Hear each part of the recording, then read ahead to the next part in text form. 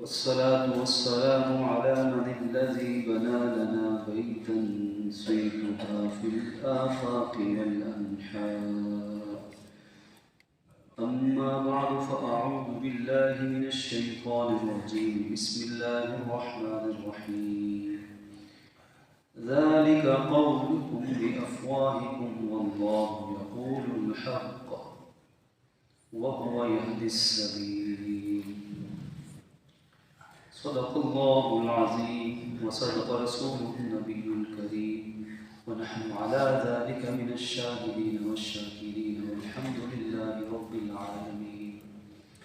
يا رب صل وسلم دائما أبدا على حبيبك خير خلق كلهم. میرے عزیز دوستو، بزرگوں اور بھائیوں، شعبان المعظم یہ آخری تاریخیں چند دن گزر رہے ہیں، پھر اس کے بعد انشاءاللہ ماہ صیام شہر رمضان کا آغاز ہونے والا ہے۔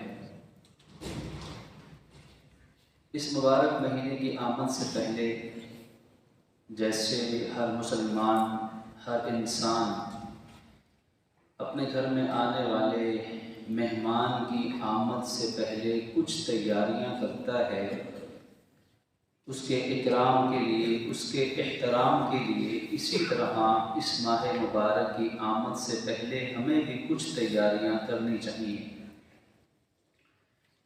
ہر سال آپ کی خدمت میں شعبان المعظم کے آخری جمعات کے اندر الحمدللہ کئی سالوں سے یہ ترتیب ہے کہ اس موضوع پر گفتگو چلتی رہتی ہے کہ ہم رمضان کی تیاری کیسے کریں۔ اس ماہ مبارک سے پہلے ہمیں چاہیے کہ ہم چند ضروری کاموں کو نمٹا لیں۔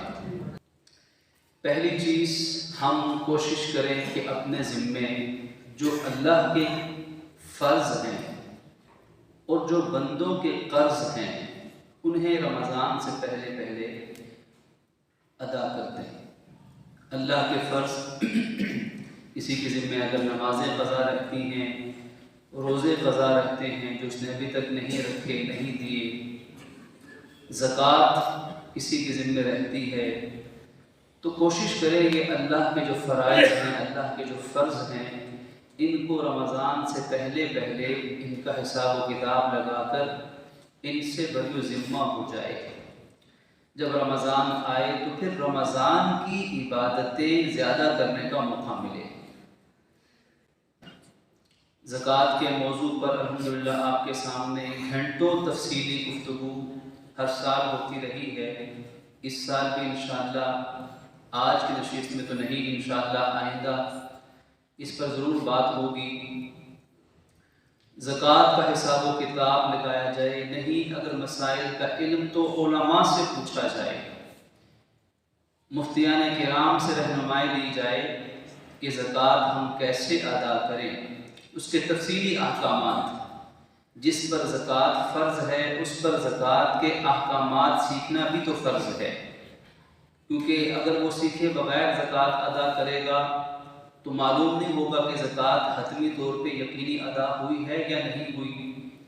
تو اس لیے یہاں علماء کی ضرورت پڑے گی کہ زکوٰۃ کا نظام سمجھیں، زکوٰۃ کے شرعی احکامات سمجھیں، کس پر کتنی زکوٰۃ ادا ہونی ہے، لاگو ہوتی ہے، کیسے دینی ہے، کس کو دینی ہے، کس حساب سے دینی ہے، حساب کس تاریخ کو لگانا ہے، یہ بڑی تفصیلی باتیں ہیں، اپنے حساب سے علماء سے پوچھا جائے۔ تو یہ اللہ کے فرائض ہیں۔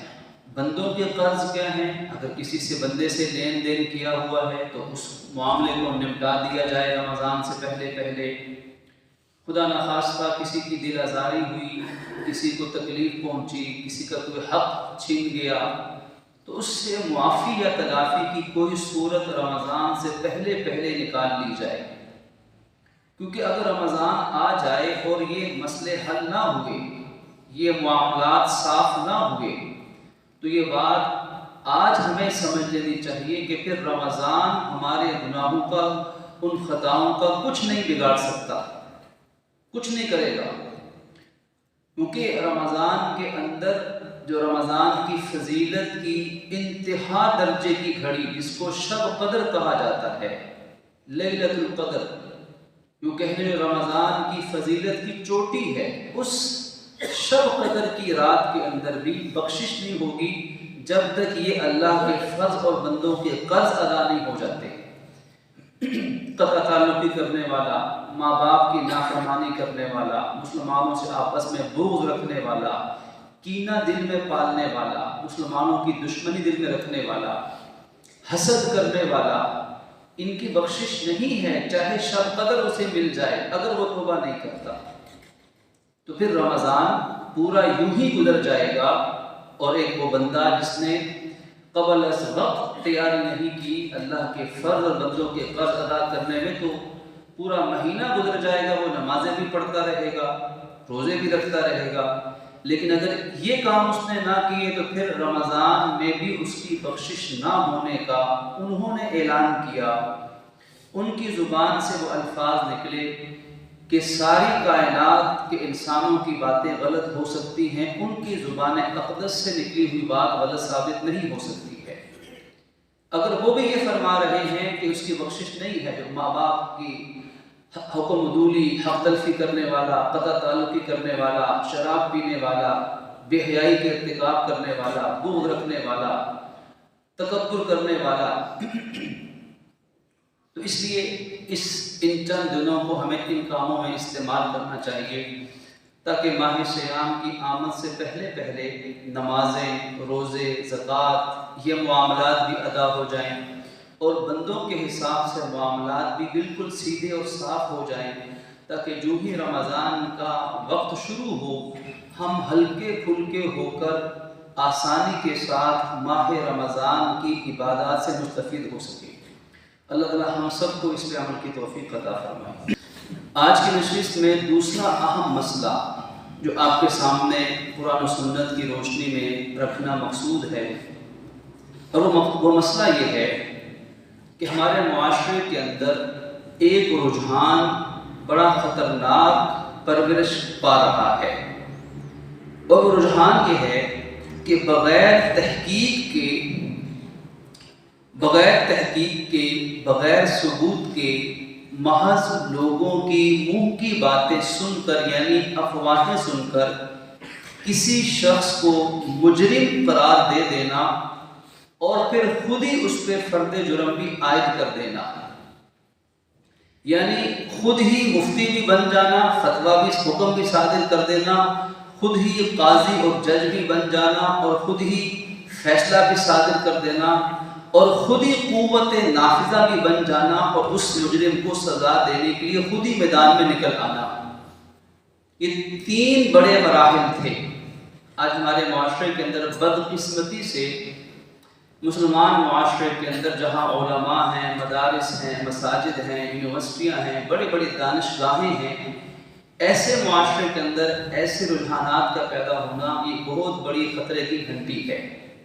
پچھلا کا جو واقعہ پیش آیا، ایک خاتون نے لباس پہنا جس پر عربی کے کچھ الفاظ لکھے تھے، جس پر ایک ہجوم کا مشتعل ہونا، پھر پولیس کا ان کو باحفاظت وہاں سے لے جانا، بعد میں پھر علماء کی نگرانی میں وہ سارا معاملہ واضح ہو جانا۔ یہ اس کو ہم ایک واقعہ کے طور پر نہ دیکھیں، ایک معاشرے کی نفسیاتی کیس کے طور پہ اس کو اسٹڈی کرنا چاہیے، اس پہ غور و فکر کرنا چاہیے کہ اس سے ہمیں سبق کیا مل رہا ہے۔ سب سے پہلی چیز، بحیثیت مسلمان ہونے کے، مسلمان مومن وہ کیا کرتا ہے؟ سب سے پہلے وہ اللہ کے کلام کو اور نبی صلی اللہ علیہ وسلم کے فرمان کو دیکھتا ہے، اور اپنے بڑوں کی تعریف کو دیکھتا ہے۔ قرآن پاک نے ہمیں ایک اصول دیا، وہ اصول یہ ہے کہ جب کوئی شخص تمہارے پاس کوئی خبر لے کر آئے، کوئی ایسا شخص جو بے عمل ہے، گنہگار ہے، عمل کا اتنا ٹھیک نہیں ہے، تو فتبینوا، سب سے پہلے اس خبر کی تحقیق کرو۔ اب جو ہی تحقیق کا لفظ آئے گا، فتبینوا، اس کو واضح کرو، اس کی تحقیق کرو، اس کی گہرائی میں جاؤ، تو جو ہی تحقیق کا لفظ آئے گا تو دماغ سے جذبات کو اشتعال انگیزی کو، غصے کو، حسد کو، دلی بھڑاس کو، ان تمام جذبات کو ایک طرف رکھ کر انصاف کے ساتھ اس کی تحقیق کرنی پڑے گی۔ پہلا کام تو قرآن نے یہ کہا۔ اب تحقیق کیسے کریں گے؟ تحقیق کے لیے علم شرط ہے۔ اگر آپ عالم دین ہیں، اگر آپ کسی اچھے ادارے سے تربیت یافتہ مفتی ہیں، فقیہ ہیں، تو پھر آپ کیا کریں گے؟ آپ اپنے علم اور تقوی کی روشنی میں اس کی تحقیق کریں گے۔ آپ خود بھی تحقیق کر سکتے ہیں اگر آپ کا یہ منصب ہے۔ اور اگر آپ عالم دین نہیں ہیں، آپ کے پاس دین کے ان بنیادی حساس معاملات کا علم نہیں ہے، تو پھر قرآن کہتا ہے فَاسْأَلُوا أَهْلَ الذِّكْرِ إِن كُنتُمْ لَا تَعْلَمُونَ۔ اگر تمہیں نہیں پتا تو پھر تم دوسرا کام یہ کرو گے کہ تم علماء سے اس کا حکم پوچھو گے۔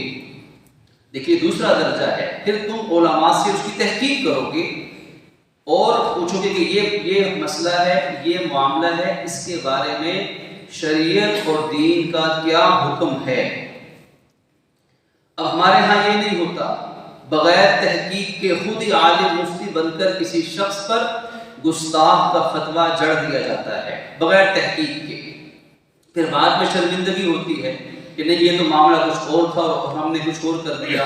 اسی لیے قرآن نے کہا تھا کہ تم جب تم بغیر تحقیق کے کوئی بات کرو گے تو بعد میں تمہیں شرمندگی اٹھانی پڑے گی، بعد میں پھر تم افسوس کرو گے، شرمندہ ہو جاؤ گے کہ ہم نے پہلے تحقیق کیوں نہ کر لی۔ تو پہلا کام مسلمانوں کے ذمے کوئی بھی معاملہ درپیش ہو، بالخصوص جو ہمارے دین کے تحفظات ہیں، دین کے شعائر ہیں، ان سے متعلق کوئی بھی معاملہ پیش آئے تو سب سے پہلے اگر خود عالم ہیں نہیں تو علماء سے، مفتیان کرام سے اس بارے میں تحقیق کی جائے کہ واقعی جس کو ہم جرم سمجھ رہے ہیں، ہم توہین سمجھ رہے ہیں، یہ توہین ہے بھی ہے کہ نہیں ہے۔ ایک تو پہلا بنیادی کام، آج کا ہجوم، آج کا کراؤڈ ان چیزوں کو نہیں سوچتا، وہ اندھا دھند بے گناہوں اور بے قصوروں کو پکڑ کے ظلم کرتا ہے۔ ایسے متعدد واقعات پیش آ چکے ہوئے ہیں، جڑاوالا کا واقعہ، بینک مینیجر کا واقعہ، اچھلے کا واقعہ، کئی ایسے واقعات ہمارے معاشرے میں رونما ہوئے ہیں جن کے پیچھے عام عوام الناس کا عمل دخل ہے۔ علماء سے، مفتیان کرام سے، اہل علم سے کوئی تحقیق نہیں ہوئی، اپنی مرضی سے کراؤڈ اکٹھا ہوا، جلاؤ گھراؤ شروع کر دیا، مار کٹائی شروع کر دی، اور پھر بعد میں سارا ملبہ اسلام اور علماء اسلام پہ گرا دیا کہ دیکھو اسلام یہ کہتا ہے، تو اسلام یہ نہیں کہتا۔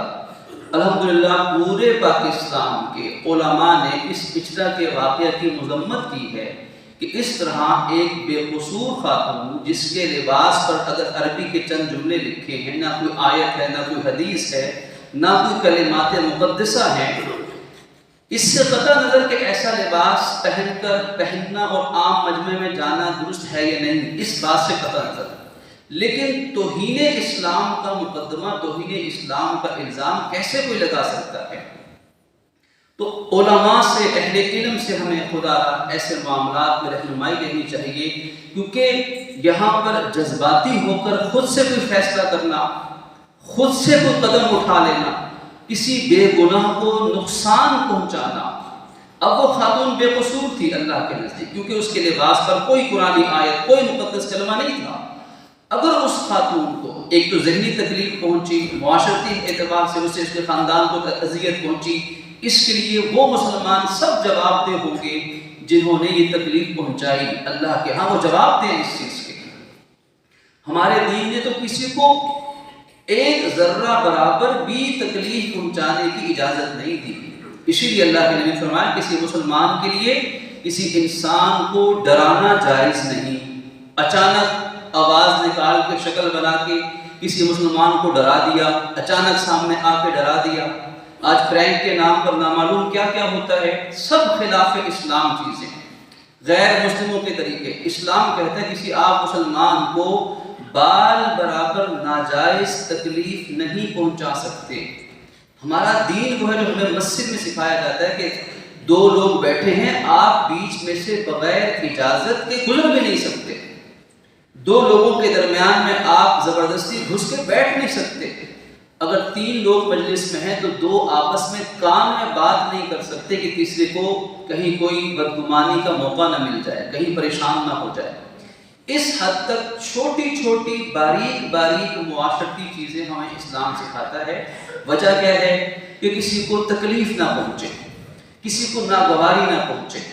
اسلام ناجائز تکلیف پہنچانے کو حرام قرار دیتا ہے۔ اور سب سے بڑی تکلیف کیا ہے؟ کہ کسی مسلمان کے اوپر ناجائز گستاخی کا الزام عائد کر دینا۔ ہم یہ بات بڑے کھلے لفظوں سے کہتے ہیں، اگر ایک مسلمان ہے اس کو معاذ اللہ سیاسی مذہبی اختلاف کی وجہ سے قادیانی کسی نے کہہ دیا، مرزائی کہہ دیا، غلط فہمی کی بنیاد پر، افواہوں کی بنیاد پر، کہ بس لوگوں سے سنا ہے، لوگ کہتے ہیں، لوگ باتیں کرتے ہیں، کوئی تحقیق نہیں ہے، کسی کو مرزائی کا کہہ دیا، قادیانی کہہ دیا، کافر کہہ دیا، گستاخ کہہ دیا۔ رسول کائنات کا ارشاد مبارک ہے کہ جو شخص اگر کسی مسلمان کو کافر کہے وہ کافر نہیں ہوگا تو وہ کفر کہنے والے کی طرف لوٹ کر واپس آ جائے گا۔ اتنا سخت گناہ، اتنی شدید حرمت، تو اس لیے ان چیزوں اور پھر ان چیزوں میں احتیاط برتنے کی ضرورت ہے۔ اس میں بہت بڑا نقصان اسلام کی بدنامی ہے۔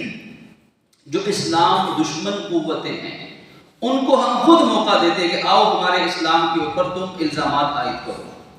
پھر جو ختم نبوت کا جو کاز ہے، جو ناموس رسالت کی حفاظت کی جو محنت ہے، جو دین کے شاعر کی عزت اور ناموس کا مسئلہ ہے، یقین کیجئے کہ اس رویے نے سب سے زیادہ دین کے ان معاملات کو نقصان پہنچایا ہے۔ پھر ہم بعد میں صفائیاں دیتے رہتے ہیں اور کوئی سنتا نہیں ہے کہ چند لوگ اکٹھے ہوئے اپنی مرضی سے ایک شخص پہ بے گناہوں پہ فتوے لگا کے خود ہی عدالتیں بن کے خود ہی انہوں نے فرد جرم عائد کر کے ظلم و ستم ڈھایا، اور پھر بعد میں اہل اسلام کو، علماء کو صفائیاں دینی پڑتی ہے کہ اس کا تعلق اسلام سے نہیں ہے۔ خود اپنا ذہنی رجحان کبھی بھی کسی پہ مسلط نہیں کرنا چاہیے۔ قرآن ایک مسلمان کی تربیت کرتا ہے کہ تم علماء سے پوچھو، اور علماء کا کیا فرض ہے؟ اب بات علماء پر جائے گی، مفتیان کرام پر جائے گی، اہل علم پر جائے گی۔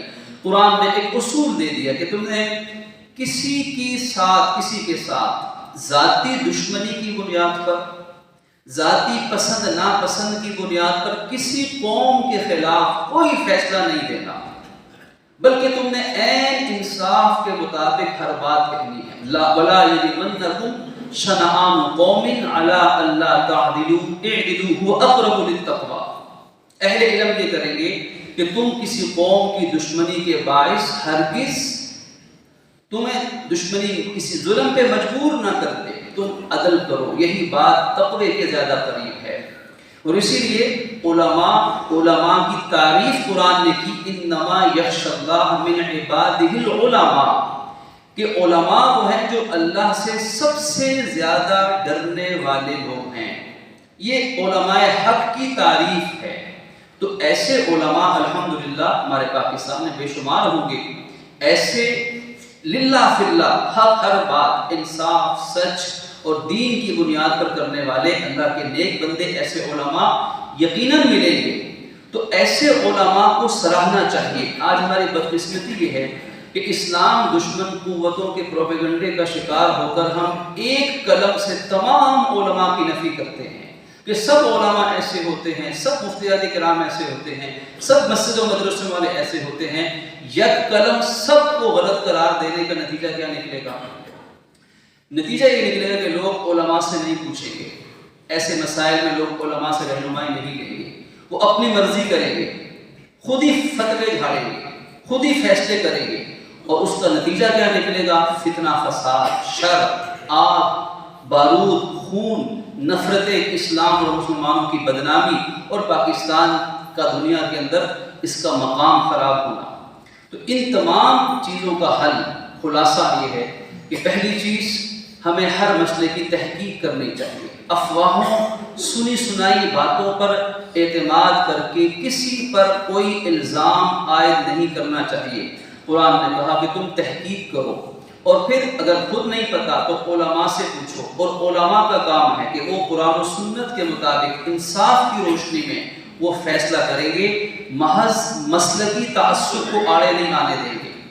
محض اپنے ذہنی رجحان، اپنے قومی رجحان، کیونکہ قومی رجحان بھی ہوتا ہے، پنجابی قوم کا الگ رجحان ہے، پٹھان قوم کا الگ رجحان ہے، تو قومی جو رجحان ہے وہ بھی بیچ میں اس فیصلے پر، اس حکم پر اثر انداز نہیں ہونے دیا جائے گا۔ اسی لیے آج تو بڑا آسان معاملہ کہ جو مرضی عالم بن جائے، جو مرضی اپنے نام کے ساتھ مفتی کا لقب لگا دے۔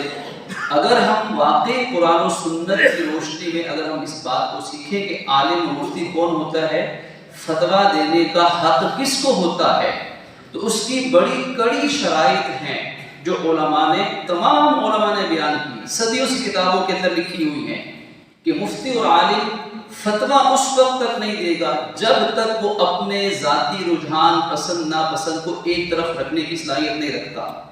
اگر وہ اپنے ذاتی رجحان کی وجہ سے اگر وہ مغلوب ہو جائے، اپنے ذاتی جذبات کی وجہ سے وہ مغلوب ہو جائے، اور خدشہ یہ ہو کہ وہ اپنے ذاتی جذبات سے مغلوب ہو کر مسئلہ بتائے گا، تو اس کے لیے مسئلہ بتانا، فتویٰ دینا جائز ہی نہیں ہے، کیونکہ اس میں عین ممکن ہے وہ قرآن کے اس حکم پہ عمل نہیں کر پائے گا۔ قرآن نے کہا تم کسی قوم کی دشمنی کے باعث انصاف مت چھوڑنا، لیکن اس کے دل میں دشمنی ہے تو وہ انصاف کو چھوڑ سکتا ہے، اس کے لیے اس حالت میں فتویٰ دینا جائز نہیں۔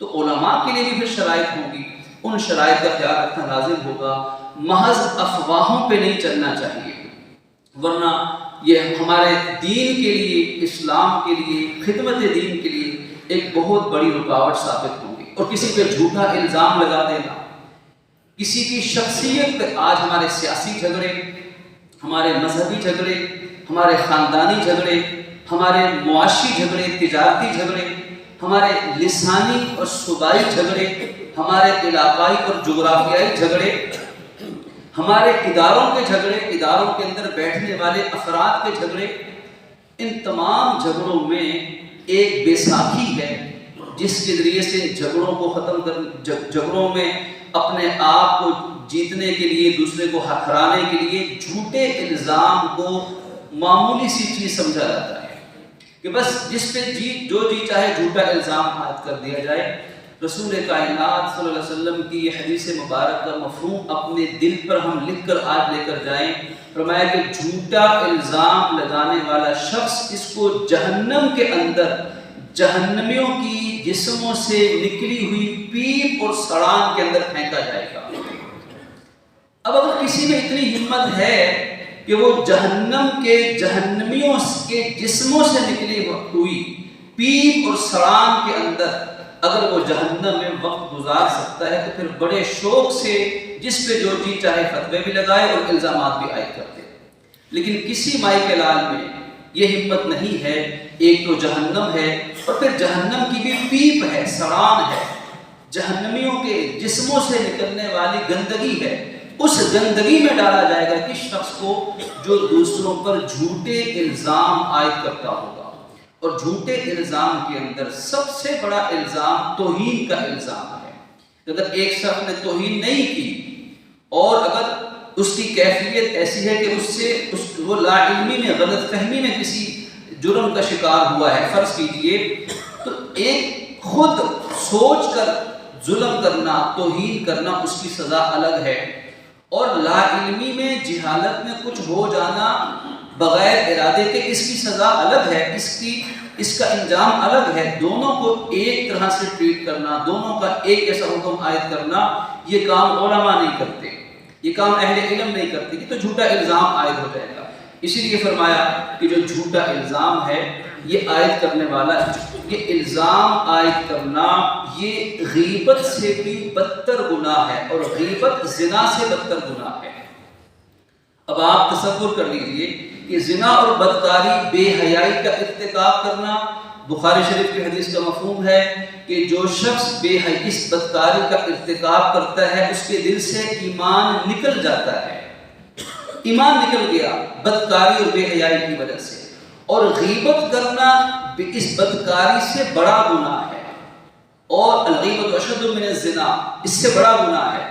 غیبت کرنا مرغا بھائی کا گوشت کھانے کے مترادف ہے۔ غیبت اسے کہتے ہیں کہ کسی کی ایسی برائی اس کے پیٹھ پیچھے بیان کرنا جو اس میں واقعتاً موجود ہو، پھر غیبت ہے اور وہ زنا سے بدتر ہے. اور الزام، جھوٹا الزام لگانا یہ غیبت سے بھی بدتر ہے.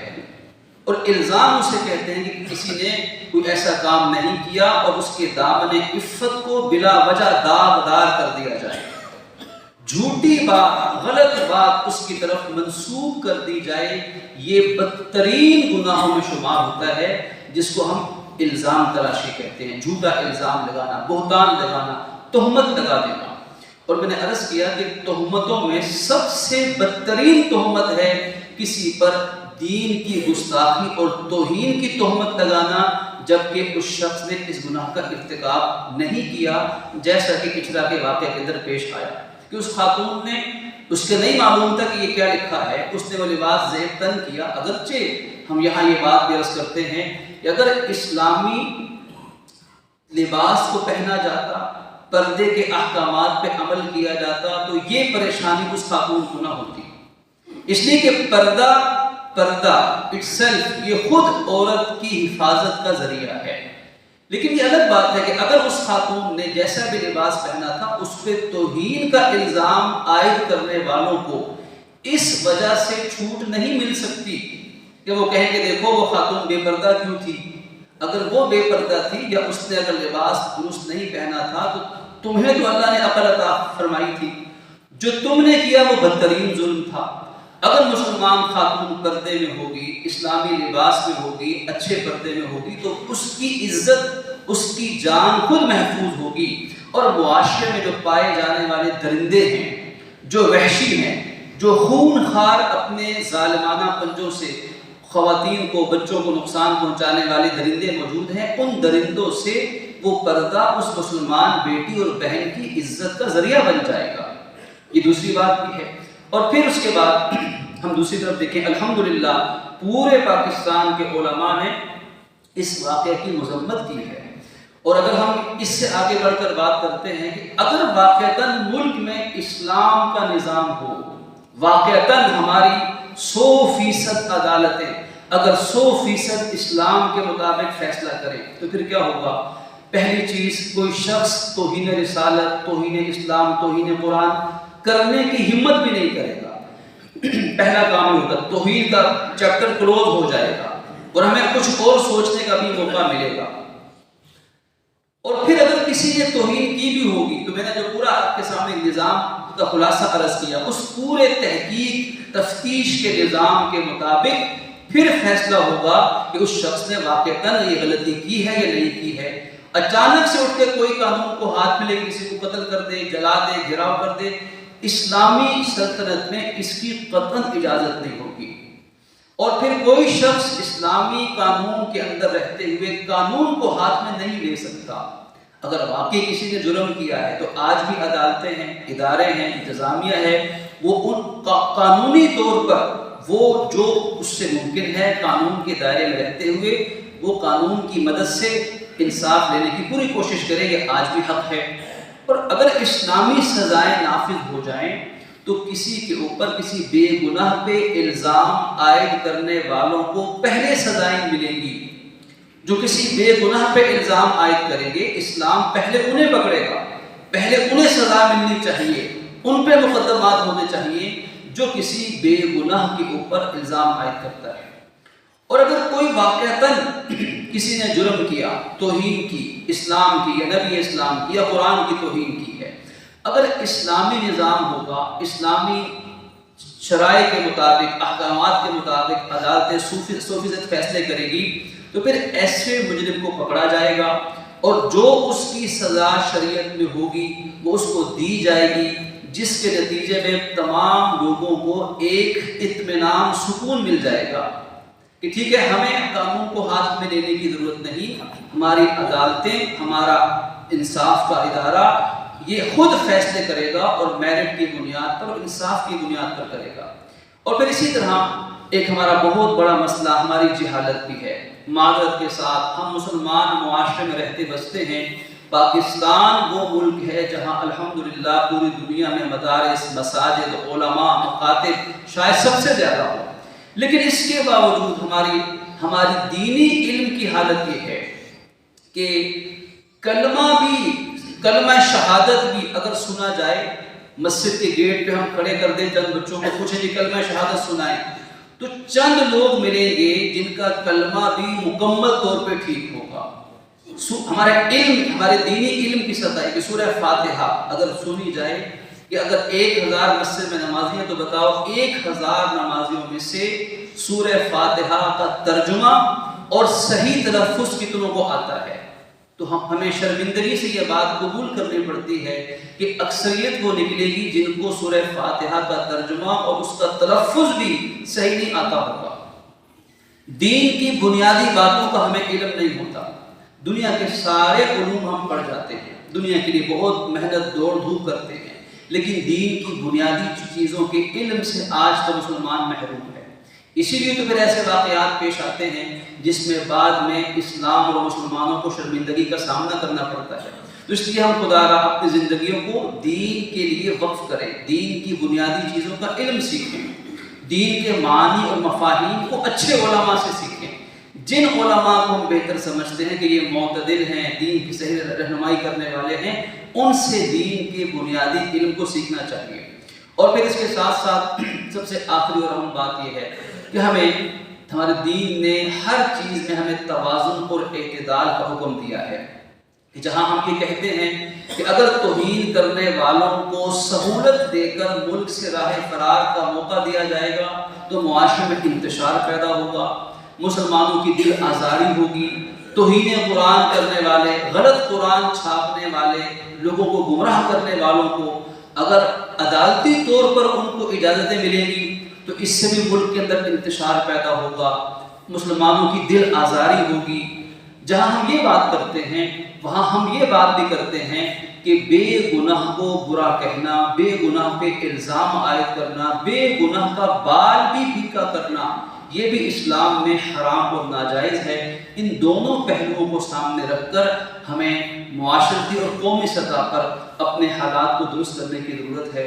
اللہ رب العزت ہمیں غور و فکر کرنے کی توفیق عطا فرمائے۔ وآخر دعوانا